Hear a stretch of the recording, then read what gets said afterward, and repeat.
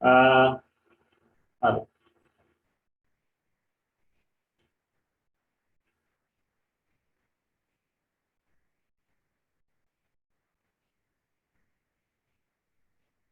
ඊට පස්සේ හත් වෙනි එක අහන මෙම ජීව මෙන්ම අජීව ලක්ෂණ පෙන්වන ජීවීන් කියන වැරදි ආයතන කාණ්ඩය ආයතන රූපය කුමක්ද කියලා අහනවා නේ මොකද්ද ගන්න පුළුවන්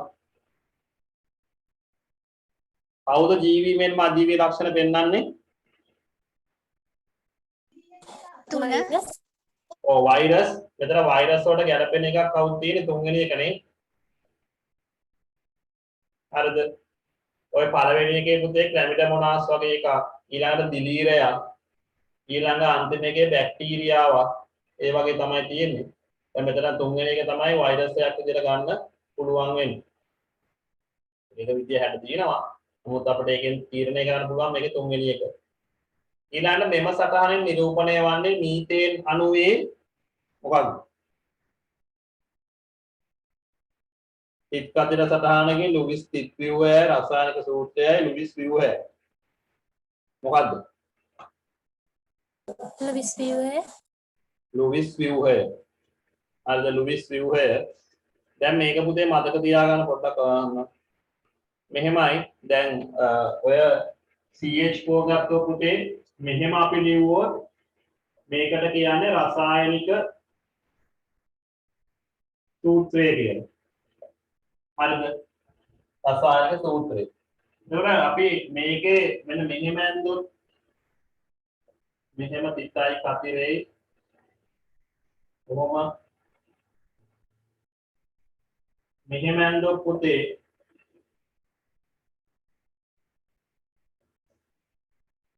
ඕකට අපි කියන්නේ මොකද්ද? මේකට මොකද්ද කියන්නේ? තිත් කතිර සතහන. හරිද? ඕක මෙහෙම ඇඳුත්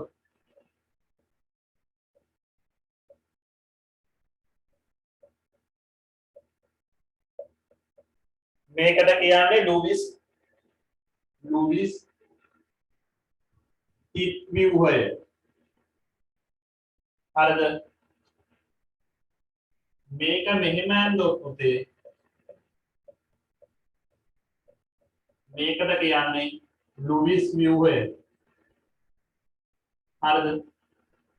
ඔන්න ඔය වෙනස්කම් හතර හොඳට මතක තියාගන්න. හරිද?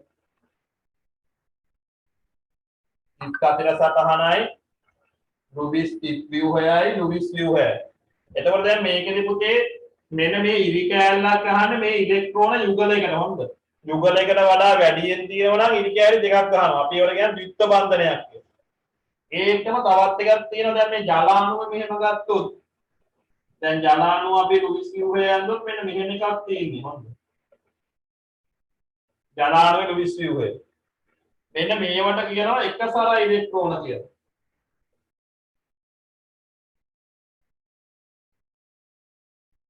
හරිද?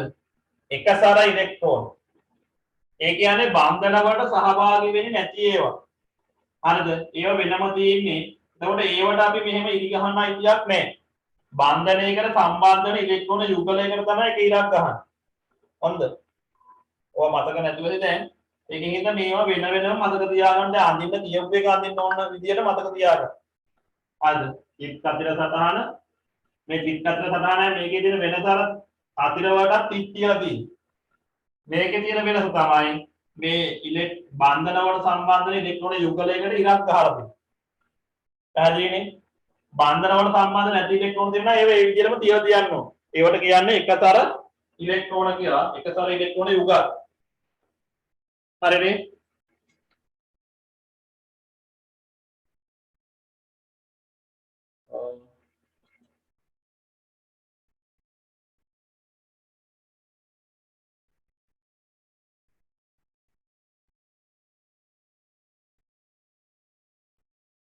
ඊළඟ 9 වෙනි එක අහනවා රූපයේ දැක්වෙන P වස්තුව සමතුලිත වීමට R බලයේ විශාලත්වය කොච්චරද? මේ ලේසි මේ පේපර් එක ලේසි ටිකක් නේ. මොකද්ද? නිව්ටන් අර කීයක් බලු බැලමට කියද හැකියි. කීයද? නිව්ටන් 25යි. නිව්ටන් 25 අර බල දෙකේ සම්ප්‍රයුක්තය තමයි පුතේ සමතුලිතයන් දෙපැත්තට බල සමාන වෙන්න ඕනේ. සමතුලිත වෙන්න නම් ඒකට සමතුලිත වෙන්නේ අර බල දෙකට බල දෙකේ එකතුවට මේ පැත්තෙන් බලයක් යොදන්න ඕනේ. ඒකට අපි කියන සම්ප්‍රයුක්ත බලය කියලා 15යි 10 එකතු කරලා තමයි මේ පැත්තට සමතුලිත කරන්න වෙන්නේ. එතකොට කීයද? 25යි. ඊළඟ බිත්තර මගින් බෝ වීම සිදුවන ජීවන චක්‍රයේ එක් අවධියක් පමණ ජලය ගත කරන උෂ්ඨවංශී සත්වයා වනුයේ කවුද?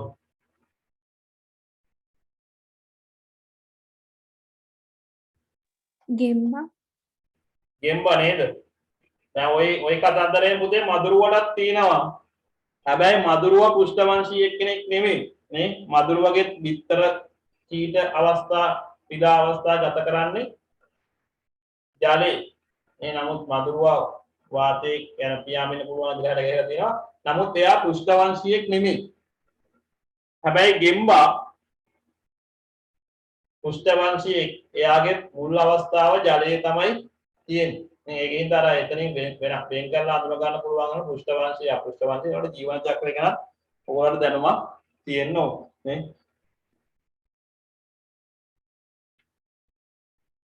ඊළඟට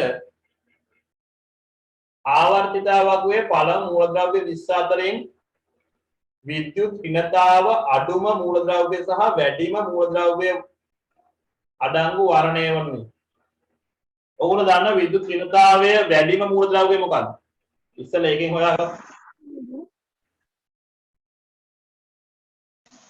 ෆ්ලෝරින්. ඔව් වැඩිම මූලද්‍රව්‍ය ෆ්ලෝරින්. ඒක දැනගත්තා නම් ටක් ගාලා උත්තරේ හොයාගන්න පුළුවන්. උත්තරේ ඒතර කීයද වෙන්නේ? 1 නේද? උත්තරේ 1 වෙන්න ඕනේ පුතේ. ඒකට හේතුව දැන් ඔතන ඔයගොල්ලෝ පටලවා ගන්න එපා. විද්‍යුත් ක්‍රියාතාවය මුලින්ම තියෙන්නේ අඩුම මූලද්‍රව්‍ය. ඊළඟට තියෙන්නේ වැඩිම මූලද්‍රව්‍ය. ඒතකොට එහෙනම් දෙවණියට තමයි F තියෙන්න ඕනේ. නේ? ඒතර අපිට අනිත් ඒවා හොයන්න ඕනෙම නෑ ඒක ෂුවර් නම්. නේ? එහෙම උත්තරයක් ඔයවත් නෑ. නේ? ඒක නිසා ඒ උත්තරේ කෙලින්ම ගන්න පුළුවන්. 12 වෙනි එක. ඉතින් අඩුම එක පොටෑසියම් කියලා ඔයගොල්ලන්ට හොඳටම තේරෙනවා නේ? අනිත් අර කෙලවර වාද දෙකේම දැන් අපි 8 වෙනි කාණ්ඩේ මූලද්‍රව්‍ය විද්‍යුත් ඍණතාවක් ගැන කතා කරන්නේ නැහැ. ඒක නිසා කෙලවර වාද දෙකේ කියන්නේ පළවෙනි කාණ්ඩේ පල්ලෙහාම තියෙන එකත් 7 වෙනි කාණ්ඩේ ඉහළින්ම තියෙන එකත් තමයි ගන්න වෙන්නේ. ඒක මතක තියාගන්න. ඊළඟ බල යුග්මය පූර්ණ යෙදෙන අවස්ථාවක් නම් කරන්නද? බල යුග්මේ. ඒක දන්න ඕගොල්ලෝ. මොකද්ද?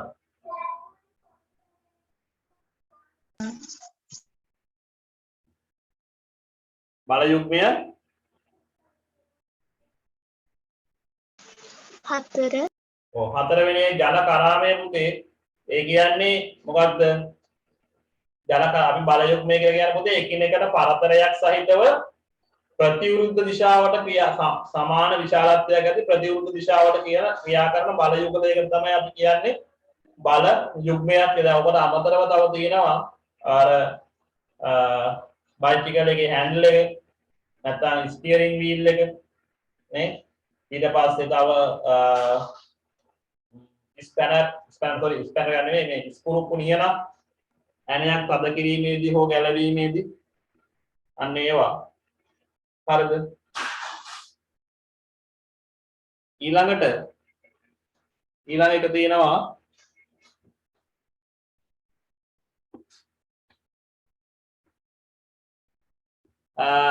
ආර්තව චක්‍රයේදී ඩිම්බ කෝෂයේ සිදුවන ක්‍රියාවලිය සම්බන්ධව නිවැරදි පිළිතුර තෝරන්නලු. හරිද? ඒවල අවධිය දීලා තියෙනවා මොකද්ද? එකක් පළවෙනි එකේ සිවුනිකා අවධිය ඩිම්බ මෝචනය කියලා. ඊළඟට බලපාන හෝමෝනය FSH සිවුනිකා උත්තේජක හෝමෝනය. ඒතකොට ඩිම්බ මෝචනයේදී සිවුනිකා උත්තේජන හෝමෝනයක් එහෙම පාවිච්චි වෙන්නේ නැහැ නේද? හරිද? දැන් සිවුනිකා අවධියේදී ඩිම්බ මෝචනයක් වෙන්නේ නැහැ. හරිද? ඒකෙදි වෙන්නේ පුතේ අර සිවුනිකාවක් වර්ධනය වෙන එකක් වෙන්නේ. හරිද? එතකොට ඒක කොහොමද වැරදි? ඊළඟට සිවුනිකා අවධිය ප්‍රාථමික සිවුනිකාවක් වර්ධනය වෙනවා. අන්න ඒක නම් හරි. එතකොට ඒකට බලපාන හෝමෝනය ඒක නම් සිවුනිකා උත්තේජක හෝමෝන. එතනත් වැරදි. සිවුනිකා උත්තේජක හෝමෝනය තමයි ඕන. නේ? ඒකෙන්ද මේ දෙකම ගන්න බෑ. බලමු. ඊළඟ ලුටියල් අවධිය. ඒකෙදි නම් පුතේ ඩිම්බ මෝචනයක් සිද්ධ වෙනවා. නේ? ලුටියල් අවධියේදී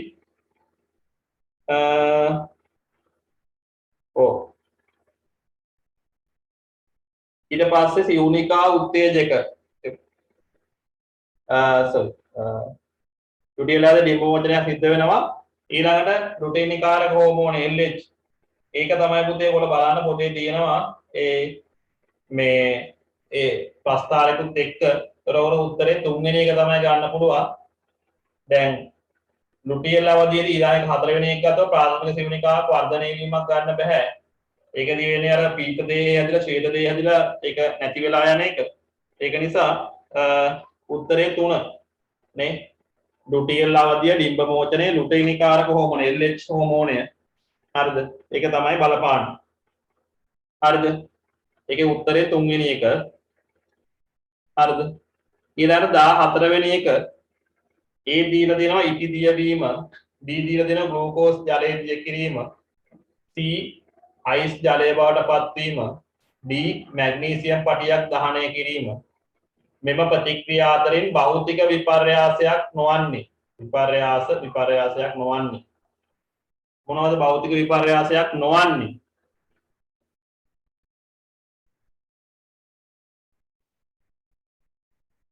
එකයි ගන්න පුළුවන්. ඒ කියන්නේ අතරින් අනිත් පැත්තට කිව්වොත් මොකක්ද කියන්න වෙන්නේ? භෞතික විපර්යාසයක් නොවන්නේ කියන්නේ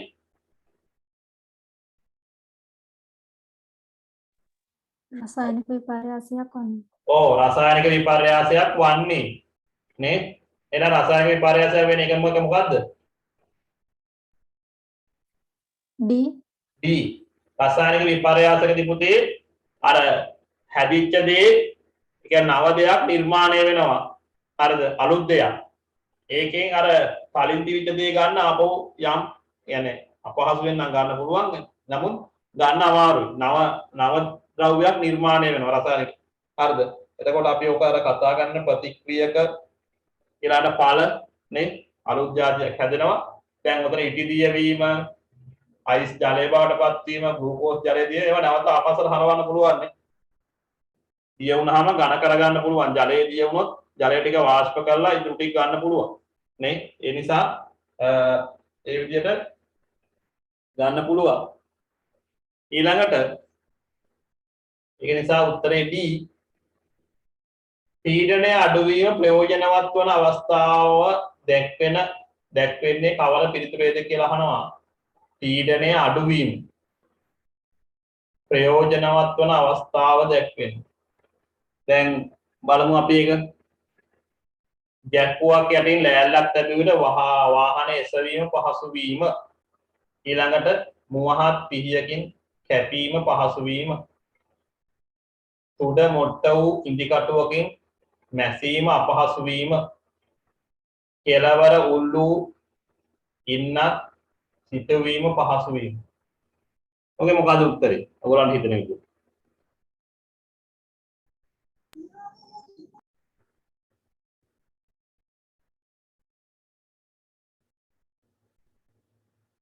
කාරණා දෙකක් තියෙනවා. පීඩනය අඩු වෙන්නත් ඕනේ, ප්‍රයෝජනවත් වෙන්නත් ඕනේ. මොකද උත්තරේ?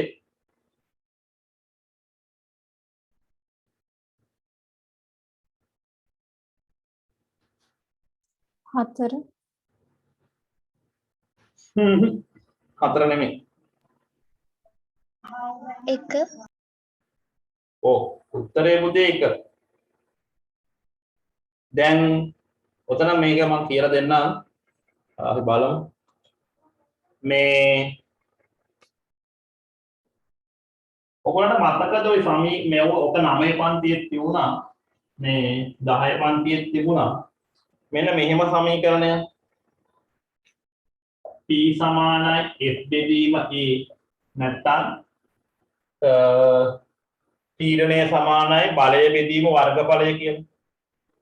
දැන් වර්ගඵලය අඩු වෙනකොට පුතේ වර්ගඵලය අඩු වෙනකොට පීඩනය වැඩි වෙනවා. එක. ඒක හොඳට මතක තියාගන්න. වර්ගඵලය අඩු වෙනකොට පීඩනය වැඩි වෙනවා. හොඳ. ඒ වගේම බලය වැඩි වෙනකොට පීඩනය වැඩි වෙනවා. ඔන්න කාරණා දෙකයි මේකේ අනුලෝම සමානුපාතය දෙන පීඩනය අනුලෝමව සමානුපාතිකයි අපි කියනවා බලය වැඩි වීම. හරිද? පීඩනය වැඩි වෙන්නේ. ඊළඟට වර්ගඵලය අඩු වෙන්න ඕනේ. හරිද? බලය වැඩි වෙනකොටත් පීඩනය වැඩි වෙනවා. වර්ගඵලය අඩු වෙනකොටත් පීඩනය වැඩි වෙනවා. ඒතකොට පීඩනය අඩු කරන්න නම් මොකද්ද කරන්න ඕනේ? බලය අඩු කරන්න. වර්ගඵලය වැඩි කරන්න. හොඳ. එතකොට දැන් අපි ඔය අවස්ථා තුන ගත්තොත් අවස්ථා හතර දැන් කොමාරේ වෙන අපි ඔතන කියන්නේ පුතේ පීඩනය මොකක් කරන්න ඕනද? අඩු වෙන්නත් ඕනේ. හරිද? පීඩනය අඩු වෙන්නත් ඕනේ ප්‍රයෝජනවත් විදියට යෙදෙන්නත් ඕනේ. නේ? එතකොට දැන් ජැක් එකක් ළඟ යටින් ලෑල්ලක් ලැබුවාම පීඩනය අඩු වෙනවද වැඩි වෙනවද? දැන් ජැක් එකේ වර්ගඵලයක් තියෙනවනේ ඒ වර්ගඵලයට වඩා ලෑල්ලක් තියුවාම වර්ගඵලයට මොකද වෙන්නේ? වැඩි. වර්ගඵලය වැඩි වෙනවා නේද? එතකොට පීඩනය අඩු වෙනවා. ඔව් පීඩනය අඩු වෙනවා පුතේ. එතකොට ඔන්න අපිට ওই වාහනය යොදවනකොට ඕක යොදා ගැනීම වාසිත අවාසිත ප්‍රයෝජනවත් නැද්ද? ප්‍රයෝජනවත් නේද? දැන් ඕක කරලා ප්‍රයෝජනවත් නේ වාහන යොදවන්න එහෙනම් පීඩනය අඩු වීමයි අපිට ප්‍රයෝජන. පැහැදිලි නේද? ඕක තමයි උත්තරේ පුතේ. දැන් අපි අනිත්‍ය පොඩ්ඩක් බලමු. මුවහත් පීයකින් කැපීම. දැන් පීය මුවහත් වෙන්න මොකද්ද වෙන්නේ? පීඩනය වැඩි වෙනවා. ඔව් පීඩනය වැඩි වෙනවා පුතේ. එතකොට පීඩනය වැඩි වෙන්නේ මෙන්න මේ හේතුව හින්දා. දැන් මුවහත් දැන් මොට මම එක පැත්තක් අඳින්නේ මොට පිහියක් ගත්තොත් ඔයි වගේ. හරිද? මේ එක පැත්තකින් බැලුවාම මුවහත් පිහියක් ගත්තොත් මේ වගේ. නේ? එතකොට මෙතන වර්ගඵලය වැඩි පුතේ මෙතෙන්ට වඩා. නේ? මෙයාගේ වර්ගඵලය වැඩි, මෙයාගේ වර්ගඵලය අඩුයි. මේ මුවහත් පිහිය, මේ මොට පිහිය. තේරුණාද? එතකොට මෙයාගේ වර්ගඵලය අඩු වෙනකොට මොකද වෙන්නේ? පීඩනය වැඩි වෙනවා. නේ? එතකොට අපිට වැඩි පීඩනයක් උදා ගන්න තමයි පුතේ පීය මුවහත් කළා තියෙන්නේ. තේරුණාද? එතකොට ඒක මතක තියාගන්න. වර්ගඵලය වැඩි කරගන්න. sorry. පීඩනය වැඩි කරගන්න වර්ගඵලය අඩු කර. පැහැදිලිනේ? හරිද? එතකොට ඊළඟ ඒ හින්දා අපිට කැපීම පහසු වෙන හැබැයි පීඩනය අඩු වීම නෙමෙයි පුතේ එතන ඉන්නේ පීඩනය වැඩි වෙන එක. හොඳ? ඒකින් හින්දා අර අපේ අහ ප්‍රශ්නේ ගැලපෙන්නේ නැහැ. තේරුණාද? ප්‍රයෝජනවත් තමයි පීඩනය අඩු වෙනව නෙමෙයි පීඩනය වැඩි වෙනවා. ඒකින් හින්දා ඒක ගන්න බෑ. ඊළඟට තුඩ මොට වූ ඉදිකටුවකින් රෙදි මැසීමට අපහසු වීම. දැන් තුඩ මොට වෙලා කියලා කියන්නේ මොකද්ද? වර්ගඵලය අඩුද වැඩිද? වැඩි. වැඩි. වැඩි. එතකොට පීඩනය අඩුයි. පීඩනය අඩු වෙනවා පුතේ. වර්ගඵලය වැඩිනකොට පීඩනය අඩු වෙනවා. එතකොට ඔන්න අර ප්‍රශ්නේ එක කෑල්ලකට ඕක ගැලපෙනවා. පීඩනය අඩු වෙලා තියෙනවා. හැබැයි ප්‍රයෝජනවත්ද? නෑ. එහෙනම් ඒක ගන්න බෑ. වර්ග පීඩනය අඩු වෙලා තියෙනවා. නමුත් ඒක ප්‍රයෝජනවත් අවස්ථාවක් නෙමෙයි. නේ? ඊළඟට උල්ලු කෙලවර උල්ලු ඉන්නක් සිටුවීමට පහසු වීම. ඉතින් ඕක අපිට ප්‍රයෝජනවත්. හැබැයි පීඩනයේ අඩුවීමක් විතර තියෙන්නේ. කෙලවර උත්තරාම වර්ගඵලයට මොකද වෙන්නේ? අඩු වෙනවා. කෙලවර උත්තරාම වර්ගඵලය අඩු වෙනවා. ඒතර පීඩනය වැඩි වෙනවා. වැඩි වෙනවා. ඒතර පීඩනයේ අඩුවීමක් නෙමෙයි නමුත් ප්‍රයෝජනයි. ඒතර ඒකත් අර දෙවනි එක වගේ තමයි පුතේ පිහිය මුවහත් වීම වගේම එකක්. ඒකෙන්ද උත්තරේ 1. නේ පැහැදිලි නේද හොඳටම? දැන් ඔයාලට ඇත්තේ ඔය අමතක වෙලා නැත්තම් බැරුව නෙමෙයි. හරි. ඊළඟට 16 වෙනි එක මේක ප්‍රවේණීය ප්‍රශ්නයක්. ආවේනීය පිළිබඳ දැනුම භාවිත අවස්ථා කීපයක් පහක් දැක්වෙනවලු. ඒ ඉන්සියුලින් හෝමෝනය නිපදවීම සඳහා ඊකෝලයි බැක්ටීරියාවට මිනිස් ජානයක් ඇතුළු කිරීම. හරිද? දැන් ඊකෝලයි බැක්ටීරියාට අපේ ඔතන වෙන්නේ පුතේ දැන් සමහර ඉන්සියුලින් සමහර අය නිෂ්පාදනය වෙන එක අඩුයිනේ. ඒකට අපි දැන් අර කලින් කතා කරපු වැඩේ වෙනවා මොකද්ද? ඉන්සුලින් නිෂ්පාදනය අඩු වුණාම රුධිරයේ ග්ලූකෝස් ග්ලයිකෝජන් කරන්නේ නැහැ. ඒතකොට ග්ලූකෝස් වැඩි වෙලා දියවැඩියා තත්ත්වය ඇති වෙන්න පුළුවන්. ඒතකොට එහෙම කාටට ඉන්සියුලින් පුතේ එන්නත් කරනවා. අපේ ඇඟටම දෙනවා. හරිද? ඒතකොට එහෙම දෙන්න ඉන්සියුලින් නිපදවන බැක්ටීරියාවකට දැන් අපේ ශරීරයේ ඔකට අදාළ ජානයක් තියෙනවනේ. අන්නේ ජානය අරගෙන ওই බැක්ටීරියාවට බද්ධ කරනවා. බද්ධ කරාම බැක්ටීරියාව මොකද කරන්නේ? ඉන්සියුලින් නිෂ්පාදනය කරනවා. හරිද? ඒක තමයි ඔය කියලා තියෙන්නේ. ඒතකොට ඒ ඉන්සියුලින් අපිට අරගෙන අපිට එන්නත් කිරීමක් තමයි කරන්නේ. ඒතකොට එහෙම කරනවා. හරිද? ඒතකොට උදේ DNA වෙනස් කරන්න වෙනවා පුතේ. ඒකින්ද අපි කියනවා කර ප්‍රතිසංයෝජන ජාන තාක්ෂණය කියලා. ඒ කියන්නේ දැන් මෙතන DNA කපලා කොටලා එහෙම හදනවනේ. හරිද? ඒක නිසා එතන එහෙම එකක් කරනවා. හරිද? DNA ඒක තමයි අපි ওই ප්‍රතිසංයෝජන ජාන තාක්ෂණය කියලා කියන්නේ. හරිද? DNA කපලා කොටලා හදලා අපිට ඕන විදිහට ගන්න එක.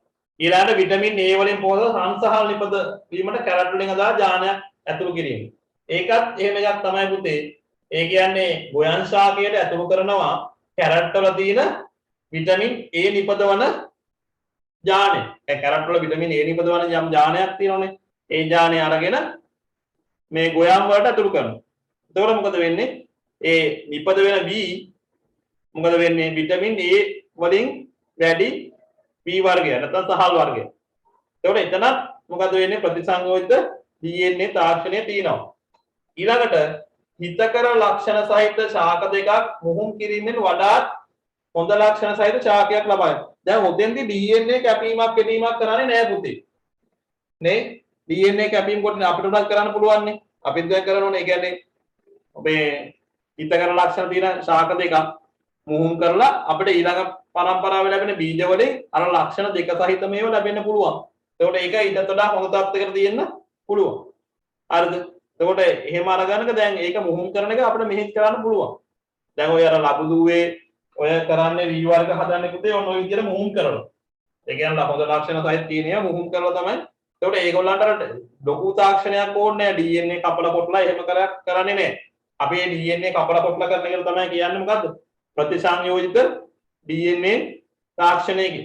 හරිද? ඒ හින්දා මේකේ අහන්නේ ප්‍රතිසංයෝජිත DNA ජාන තාක්ෂණය යොදා ගන්න අවස්ථාව වන්නේ කියන එක. ඒතර මේකේ A හා B විතරයි පුතේ උත්තර විදිහට ගන්න පුළුවන් C ගන්න බෑ. ඉතින් ඒක ඔයගොල්ලන්ත් ඒක මතක තියාගන්න. ඔය විදිහට එන එකක් වුණොත් ඒක අර ජාන තාක්ෂණයට අදාළ නැහැ. ඒ කියන්නේ අපිට පිටින් මේ දෙක මුහුම් කරලා වෙනස් ලක්ෂණ සහිත ශාකයක් යොදා ගන්න පුළුවන්. නමුත් අරවට පරිශනාගාර මේ තත්ත්වයන් ඕනේ. ඒ කියන්නේ ඉහළ මට්ටමේ පරිශන නේ. ඒතකොට AB දැන් අපිට මෙහෙම දෙයක් තියෙනවා. දැන් උතර ඒ හදාගන්න ඉපේ දැන් අපි නෝ රන්සහල් හදාගත්ත එක ඒක ඉන්ද්‍ර නව ඒව ගන්න පුළුවන්. නමුත් ওই මුල් අවස්ථාව අපිට කරන්න ලේසි නෑ. ඒ කියන්නේ ඉහළ මට්ටමකින් සිද්ධ වෙන්න ඕන දෙයක්. ඒතර උත්තරේ මෙතන එන්නේ පුතේ A හා B. හරිද?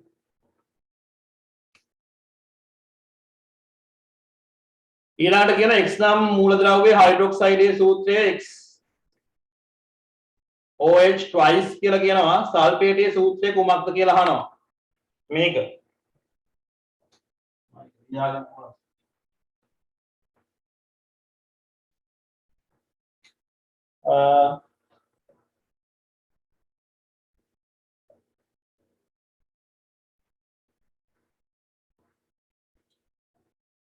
එතකොට මෙන්න මේක දීලා තියෙන්නේ මේකේ සල්ෆේටයේ සූත්‍රය තමයි අහන්න පුතේ. එතකොට එන්නේ මෙන්න මේ වගේ එකක්. අපි ඒක අගයන් ටික හරියට දාගමු.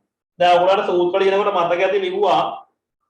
අපි ලිව්වේ සූත්‍ර ලියනකොට දැනගන්න ඕනේ මේ ද්‍රව්‍ය වල රසායනික සංකේත දැනගන්න ඕනේ. ඒ වගේම තව දැනගන්න ඕනේ මොනවද? සංයුජතාවය. නේ? සංයුජතාවයන් දැනගෙන අපි මොකද්ද කරේ ඒවට? සංයුජතා මාරු කරලා ලිව්වා නේ සංයුජතා මාරු කරලා ලිව්වා නේ මාරු කරලා ලියලා දැන් මේ වගේ සූත්‍රයක් නේ ගන්නෙ මාරු කරලා ලියලා නේ මේ වගේ එකක් තමයි ගන්න හරිද දැන් අපි මොකද්ද කරන්න ඕනේ එහෙනම් දැන් මේකේ දැනගන්න ඕනේ දැන් x දැනගන්න ඕනේ සංයුක්තාවය දැනගන්න ඕනේ මේ SO4 වල සංයුක්තාවය ඔයගොල්ලෝ දැනගෙන තියාගන්න ඕනේ XO4 වල සංයුක්තාවය පුතේ දෙකක් තේරුණාද SO4 වල සංයුක්තාවය දෙකයි මේක අපි මතක තියාගන්න ඕනේ දැනගෙන තියාගන්න ඕනේ හරිද මේකේ සංයුක්තාවයදී අපි දන්නේ නෑනේ x අකුරක් නේ තියෙන්නේ නේ ඒක නිසා අපි දන්නේ නෑ ඒකට තමයි මේක දීලා තියෙන්නේ හොයාගන්න. දැන් හයිඩ්‍රොක්සයිඩ් වල සංයුක්තාවය දැනගන්නත් ඕන. දැන් හයිඩ්‍රොක්සයිඩ් වල සංයුක්තාවය ලියලා මේකනේ සූත්‍රය. ඕනම තියෙනවා. හරිද? දැන් අපිට මෙතනින් හොයාගන්න පුළුවන් ඕන හයිඩ්‍රොක්සයිඩ් වල සංයුක්තාවය.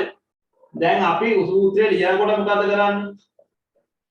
මෙහෙම හොයාගෙන ඊට පස්සේ සංයුජතා මාරු කරනවා. දැන් මෙතන තියෙන නම් එකනේ. දැන් මාරු කරලා මාරු ඇරියට පස්සේ කොහොම එන්නේ? මෙයා ළඟට 2යි මෙයා ළඟට 1යි. ඉතින් මාරු කරාමනේ මෙහෙම එන්නේ. නේ?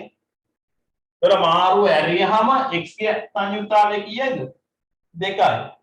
OH ගේ සංයුක්තාවය 1යි. ඔන්න එහෙනම් දැන් අපි දන්නවා s ගේ සංයුක්තාවය කීයද කියලා.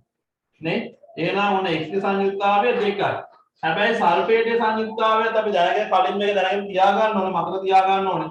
SO4 නේ? මෙයාගේ සංයුක්තාවය කීයද? 2යි. ඒකට දෙකට දෙක කැපිලා යනෝනේ. සුළු වෙනවා මාරු කරාට වෙනසක් වෙන්නේ නැහැ. එහෙනම් උත්තරේ x SO4 නේ? හරිද? එහෙම තමයි එන්නේ. නේ? හරිද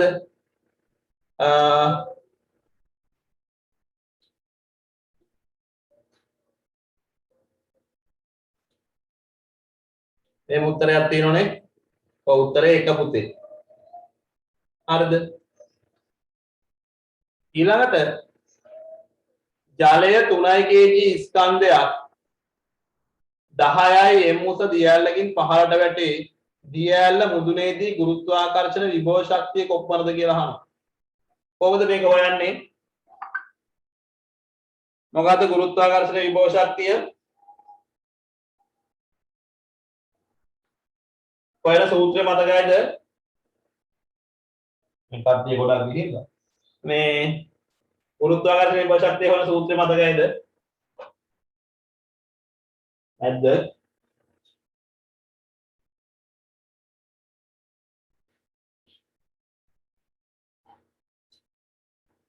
ගුරුත්වාකර්ෂණ විභව ශක්තිය හොයන්නේ mgh mgh පුතේ හරිද එතකොට මෙතන කියන්නේ 3 kg 10යි m ඊළඟ g සමානයි 10 මේ බෙස් එක දෙන්න හරිද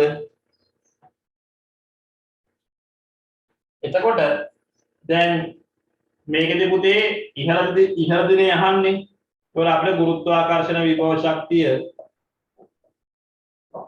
සම්පීෂ මේකේ mgh m කියන්නේ ස්කන්ධය g කියන්නේ ගුරුත්ව ද්‍රව්‍ය h කියන්නේ උස මේතකොට මේකෙන් හොයන්න පුළුවන් 3 ගුණ කිරීම 10 ගුණ කිරීම 10 නේ 10 වලත් 10 100යි 100 තුන 300යි මේක මෙහෙම එකක එන්නේ නමුත් අපි ඒකේ අවසානයේ දාන්න ඕනේ 300යි ජූල් හරනේ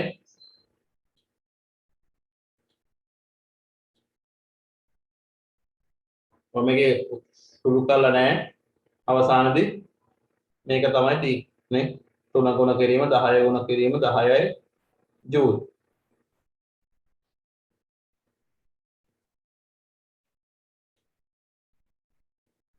ඕකේ පුතේ තව දෙයක් මම කියලාම නවත්තන්න මේ ගානේ නවත්තනම 18න් නැවැත්තුවේ මතක තියාගන්න මේක අපි දිගට පුතේ මේ ප්‍රශ්න ටික ඉරිද දවසේ සාකච්ඡා කරගෙන යන පාඩම සෙනසුරාදා දවසේ උගන්වගෙන යන්න මම මේක එකක් ඉවරන තව එකක් දෙන්නම් පේපර් මොනවා හරි ඒක අපි කරගෙන යන්න මම හිතන්නේ සමහර කට්ටිය ගැටලුවක් තියෙනවද දන්නේ නැහැ ඉරිදා කොහොමද කවන්නද ඒගොල්ලන්ට වීඩියෝ එකක් හරි දෙන්න පුළුවන් මේ අපි පාඩම සෙනසුරාදා දවසේ ප්‍රශ්න ඉරිද දවසේ කරගෙන යන්න මේ අනිත් එක තමයි පුතේ චාලක